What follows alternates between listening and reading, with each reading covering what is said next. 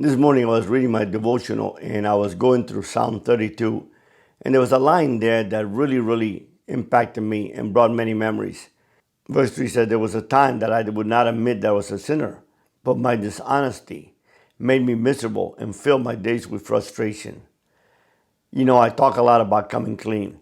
I talk about dealing with that inner sin that exists within us, or if you want to call it not sin, but a hidden secret that keeps us in shackles and keeps us in bondage. I think often about Pete Rose. You know, have Pete Rose come clean about gambling? Like Michael Jordan did. Michael Jordan came clean about his gambling and said that he did not gamble on his team and it was all over with. But because Pete Rose hid it, it prevented him from joining the Hall of Fame.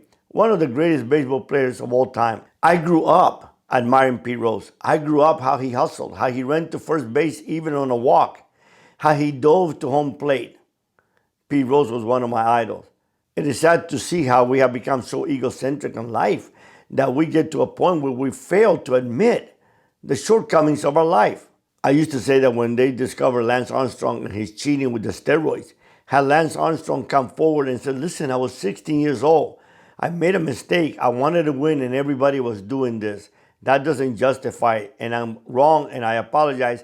And I'm going to spend the rest of my life telling people and fighting the use of drugs in sports." I think Lance Armstrong would, instead of been looked upon the way he's looked upon today, would have been looked upon as a hero. But holding on to that inner secret, or for us of faith, that inner sin, just keeps us in bondage and in shackles. And it doesn't liberate us. And it's not till the moment when we confess that sin that, for me as a person of faith, I allow God to begin to do his work in my life. Yes, there will be consequences for the choices we have made. But to live in that inner secret, to live in bondage and in shackles is horrific. We need to come clean about what is ailing us. We need to come clean about our shortcomings. And we need to start afresh. Because truth of the matter is that there is no secret between heaven and earth.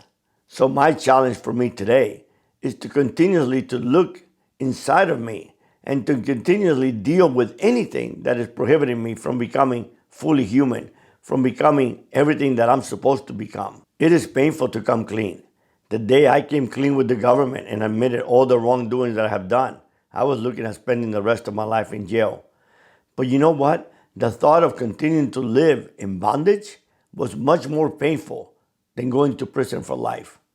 And I thank God that I did come clean. I did pay. I went back to prison for 5 more years.